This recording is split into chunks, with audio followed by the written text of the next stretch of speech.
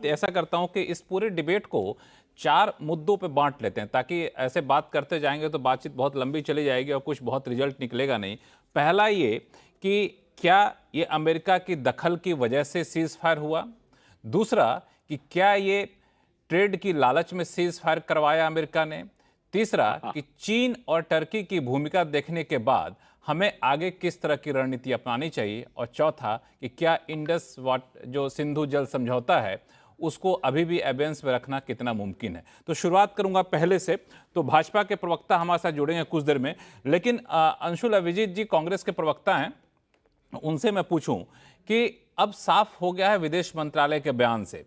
जो विदेश मंत्रालय का बयान आया है वो कह रहे हैं कि 12 बज के दरअसल 10 मई को सुबह सुबह भारत ने बहुत ही जवाबी कार्रवाई की पाकिस्तान पे, और इतना तगड़ा हमला बोला कि उसके कई सारे एयरबेस तबाह हो गए। पाकिस्तान जब बेबस हो गया तो 12:37 पर 10 मई को पाकिस्तान हाई कमीशन से विदेश मंत्रालय के पास फोन आया और फिर बात हुई कि चलिए अब हॉटलाइन पर डीजीएमओ बात करेंगे। 3:35 पर बात होना तय हुआ दोनों देश के डीजीएमओ की, और बातचीत हुई और सीज फायर पर सहमति बनी। और 5:33 पे ट्रंप साहब का मैसेज आता है, ट्वीट आता है। वो कहते हैं कि अमेरिका की मध्यस्थता से रात भर चली बातचीत के बाद मुझे घोषणा करते हुए खुशी हो रही है कि भारत और पाकिस्तान ने फुल और इमीडिएट सीज फायर पर सहमति बनाई है। ट्रंप के इस ट्वीट और विदेश मंत्रालय के बयान में काफी ज्यादा मुझे कॉन्ट्रडिक्शन दिख रहा है। इसके बावजूद क्या कांग्रेस अपने स्टैंड पर अडिग है कि ये ट्रंप की दखलंदाजी की वजह से सीज फायर हुआ है? अंशुल जी। देखिए, मैं ये नहीं चाहता कि ये डिबेट एक सियासी मोड़ ले ले, क्योंकि मैं कांग्रेस का प्रवक्ता हूं, क्योंकि ये बड़ा गंभीर और संजीदगी का मामला है। देखिए, इसके दो पहलू हैं। पहला पहलू तो ये है, प्रधानमंत्री का वक्तव्य हमने कल सुना। उन्होंने जो पहली हमारी जो कूटनीति थी, जो दृष्टिकोण था कि टेरर एंड टॉक साथ साथ नहीं चल सकते, खून और पानी साथ नहीं बह सकता, वो बरकरार रखा और उन्होंने मजबूती से उसको पेश किया, उसको जाहिर किया। देखिए, मैं ये एक स्पष्टीकरण देना चाहता हूं, और ये हमारी शुरुआत से ये एक नीति रही है कि हम सरकार के बिल्कुल साथ हैं। हमने एक एकजुटता का ऐलान पहले ही कर दिया था। हमारी कार्यकारिणी की बैठक हुई थी जब पहलगांव का हादसा हुआ, उसके तुरंत बाद। और ये बरकरार रहेगा, हमेशा रहेगा, जब तक सिंदूर, एक तरह से ऑपरेशन सिंदूर चलता आ रहा है, क्योंकि इसकी प्रतिक्रिया सरकार जानती है, जो उचित कदम है वो जरूर उठाएगी। और हम इसका समर्थन देखते हैं एकजुट के साथ। पूरा विपक्ष ये सरकार के साथ है। ये तो एक पहलू हुआ। दूसरी बात ये हुई कि बहुत सारे सवाल भी उठ रहे हैं, जिसका संबंध पहली बात से नहीं है।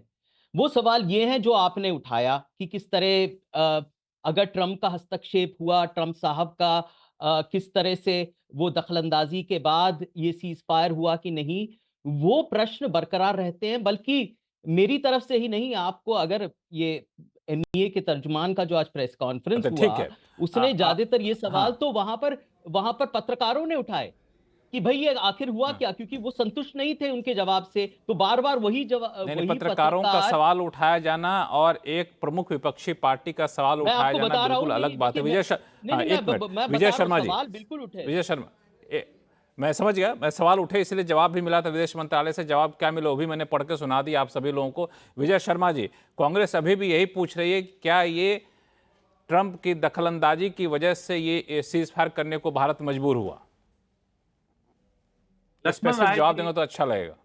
बिल्कुल स्पेसिफिक दूंगा कि हमारी एमईए ने, प्रधानमंत्री जी ने भी और सरकार ने भी, सेना ने भी किसी भी लेवल पे कहीं भी चूक नहीं की, और स्पष्ट तौर पर बता दिया कि वहां के डीजीएमओ जो थे, डायरेक्टर जनरल मिलिट्री ऑफिसर्स, उन्होंने ऑपरेशंस, उन्होंने 3:35 पे कॉल किया, उन्होंने इच्छा जताई।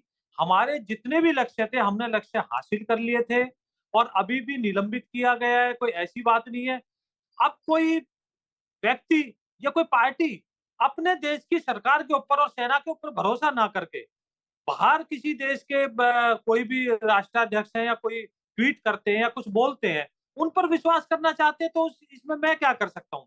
हमें तो अपनी सरकार और सेना के ऊपर पूरा राष्ट्राध्यक्ष पे भरोसा है। भरोसा करने तो के बजाय स्पेसिफिक, विदेश के इस पे भरोसा एक मिनट जरा अंशुल जी अपना जवाब दे दीजिए संक्षिप्त में, फिर मैं जाऊंगा एम्बेसडर वोरा साहब के पास और दयाल साहब के पास। हाँ अंशुल जी बताएं, ट्रम्प संक्षिप्त में साहब बताएं क्या जवाब देना चाहते हैं। नहीं सर, मेरा जवाब यह है कि ट्रम्प साहब जो कहते हैं अब महत्व ना दें और हंसी में उनका बात को नजरअंदाज किया जाता है, लेकिन जब वो कहते हैं तो दुनिया तो इधर उथल से पुथल हो जाती है, क्योंकि यहां पर अगर वो ट्रेड टैरिफ्स का बयान देते हैं तो आपने दिया कि आर्थिक क्या उस पे आर्थिक आऊंगा, एक उस तरह से उस पे आऊंगा, माहौल उस कैसे पे आऊंगा। बदल गया। विजय शर्मा जी, तो लेकिन आप लेकिन उसकी बात, लेकिन एक अगर सवाल उनकी बिल्कुल बात को जायज है। इतनी तरह नजरअंदाज कर दें लक्ष्मण जी तो फिर 3 सेकंड का जवाब ले लीजिए। हाँ आप मुझे नहीं, बताइए, मेरा सवाल मेरा आपने सवाल ऐसा नहीं क्रिकेट लीजिए।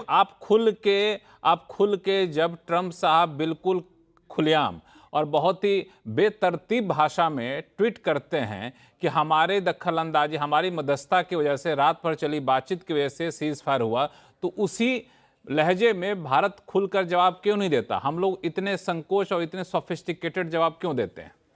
विजय शर्मा जी। देखिए लक्ष्मण जी इसके 3 पहलू हैं। एक तो ये है, ट्रम्प साहब की बातें हैं, मेरे ख्याल से सारे लोग जानते हैं। उन्होंने बताया किस तरह से कि हजारों साल से इनकी दुश्मनी थी। भाई 1947 में देश आजाद हुआ है। यूक्रेन रशिया के कंटेस्ट में उन्होंने क्या बोला था कि 24 घंटे में मैं युद्ध बंद करा दूंगा। अब हम चाहते हैं कि हमारे मित्र देश बढ़े। हम ये ट्वीट और किस तरह के कौन कहां किस तरह के बोल रहे हैं उसको लेकर हम क्यों पड़े पचड़े में? हमने अपना जितना स्पष्ट था उतना बोल दिया।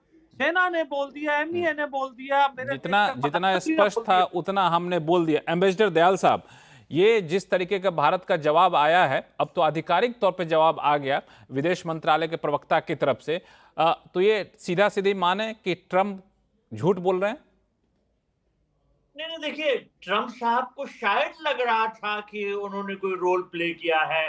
कई लोगों का मानना है कि आईएमएफ से जो लोन सैंक्शन हुआ है वो भी ट्रम्प साहब ने कुछ उसमें रोल प्ले किया, तो शायद उनको ये गलतफहमी थी। लेकिन असली बात यह है कि अगर पाकिस्तान ने घुटने टेके हैं और पहल की है सीज फायर की, तो वो सिर्फ इस वजह से कि उसको करारे थप्पड़ पड़े हैं और उसको जो ये मार पड़ी है उससे उसको अकल आई है और वो समझ गया कि भारत के साथ लड़ाई करना उसकी पावर से, उसकी कैपेबिलिटी से बाहर। मिस्टर दयाल साहब, मैं थोड़ा सा स्पेसिफिक सवाल पूछ रहा हूं कि ट्रंप साहब के उस ट्वीट का जवाब उसी भाषा में हम लोग नहीं दे सकते हैं क्या? क्या मजबूरी है हमारी? मजबूरी नहीं, घुमा फिरा के जवाब क्यों देते हैं? बात यह है कि हम उनको कहने देते हैं जो कहना चाहते हैं। अगर वो समझ रहे हैं तो उनको समझने दीजिए। उनके साथ हमें तू मैं क्यों समझने दें? हमारी छवि को नुकसान कर रहे हैं, हमारी छवि को नुकसान कर रहे हैं, हमारे देश में पॉलिटिक्स को पैदा, वैमनस्य को पैदा कर रहे हैं। हम क्यों उनको कहने दिए? हम क्यों नहीं रोक सकते? क्या मुझे ताकतवर नहीं है? हमारी छवि को वो कहां से खराब कर सकते हैं? उनके पास कौन सी ताकत है कि हमारी छवि को खराब कर दे? हमारी छवि तो इतनी ताकतवर हो गई है कि वो पाकिस्तान में जो लोग हैं वो भी देख रहे हैं। पाकिस्तान में लोग कह रहे हैं कि मोदी जी कितने ताकतवर हैं और उसके मुकाबले अपने प्राइम मिनिस्टर को वहां के मेंबर ऑफ नेशनल असेंबली ने नेशनल असेंबली की मीटिंग के दौरान कहा कि ये तो गीदड़ है। और जगह जगह पाकिस्तान पे सोशल मीडिया पे ये जोक चल रहा है कि उनके जो आर्मी चीफ है वो गधे हैं। वो वोरा साहब ने उसका जिक्र भी किया।